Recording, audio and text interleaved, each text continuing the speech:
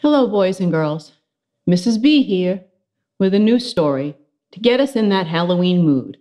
And Larry the Lobster is here to listen in. So let's get started. Boogie Bones by Elizabeth Loredo and drawings by Kevin Hawks.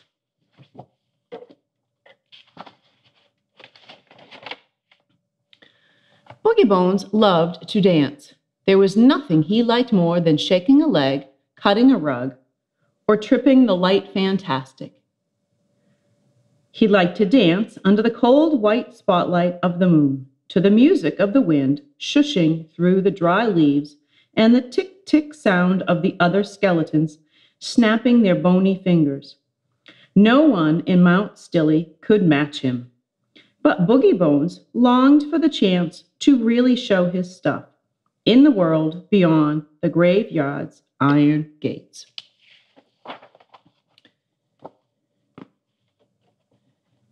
Then, one night, a whirling wind blew a hat into the graveyard. Tucked inside was a flyer that read, "Dance contest, Saturday. Come one, come all, to the town hall. Prizes, music, romance." That was the night Boogie Bones hatched his daring plan. No other skeleton had ever left the graveyard, except to go trick-or-treating on Halloween night. They were all just a bit frightened of people who had no bones about them. Even Boogie's teeth chattered a little at the thought.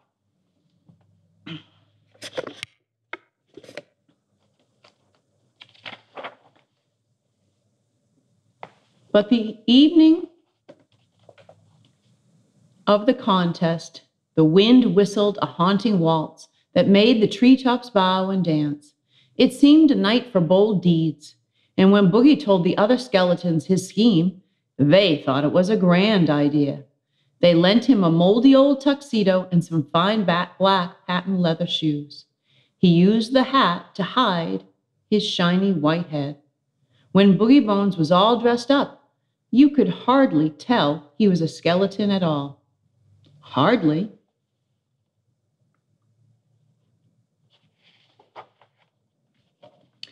Boogie left the graveyard and danced off along the road in the moonlight, his shadow as a partner.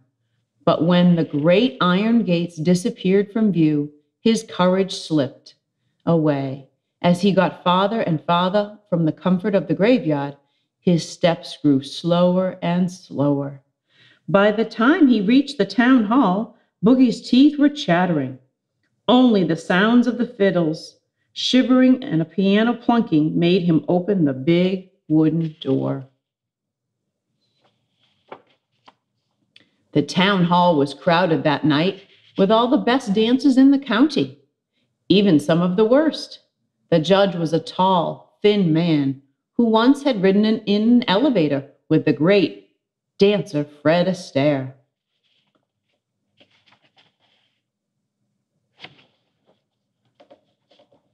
When Boogie Bones got there, a cha-cha was in full swing. And right in the middle of the floor, a man and woman were dancing all alone. The man had a beard like a tumbleweed, but that wasn't what made Boogie stop and stare. No doubt about it, these two were the county's top dancers. Boogie could feel it in his bones. Cha-cha, cha-cha-cha, cha-cha, cha-cha-cha. Back and forth they trotted, noses turned up and toes turned down. Back and forth they rocked like a hobby horse on its spring. Then, with a quick twirl and a swirl of satin, the cha-cha ended. If Boogie had had a heart, it would have sunk right down to his shiny patent leather shoes. He hadn't seen dancing so pretty since the night he watched a black widow spider do a waltz on her web. A spindleshanks had no place on a dance floor with the likes of them. Boogie's shoulders slumped. His tuxedo sighed and settled sadly like a flour sack on his bones. He hid behind a potted palm and told himself he wouldn't dance at all that night.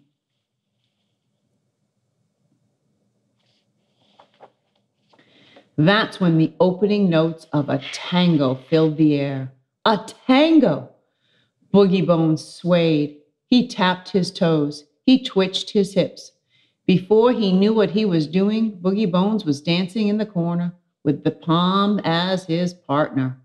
The green leaves rustled and shook, but no one noticed. Well, almost no one. But when the tango music reached its peak, Boogie couldn't hide his light behind a palm tree any longer. He didn't care about being the best. He had to dance. Boogie burst from his corner and grabbed a partner from the line of ladies by the wall. Together they tangoed across the room. "What a wonderful dancer," the crowd murmured. "He tangos better than Fred Astaire," said the tall, thin judge to himself. But of course, there wasn't a lot of room in that elevator. Boogie Bones' partner thought she was the luckiest woman alive.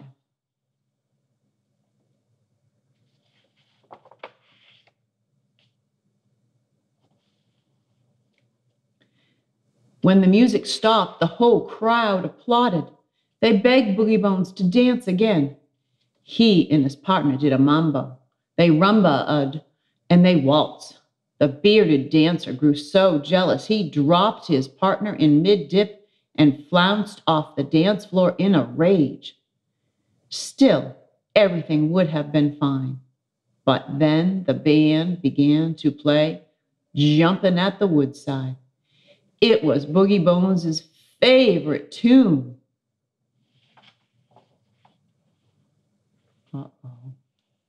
He started to Lindy Hop. Boogie Bones' feet flew faster than a flock of crows.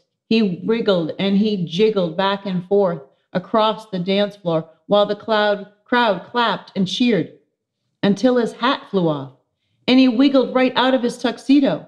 An eerie sound filled the room. Ooh! Someone screamed. The tall, thin judge fainted dead away. The band stopped playing. Boogie Bones' partner muttered, "It figures," as she crept back to her seat against the wall. It looked like winning the dance contest was out of the question.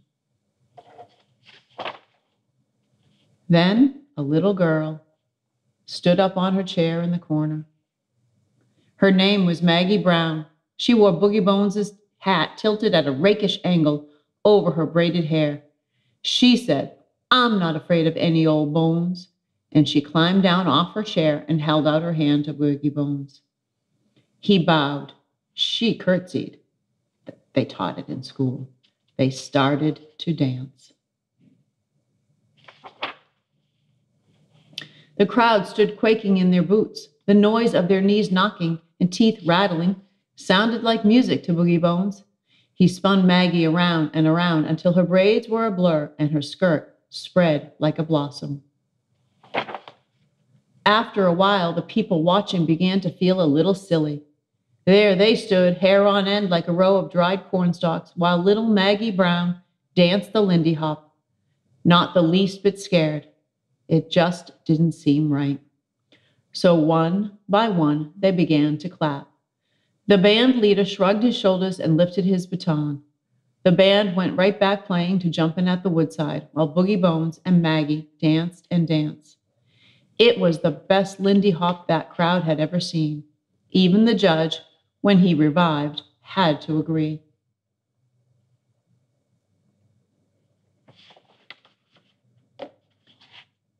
That was the happiest night of Boogie Bones' life.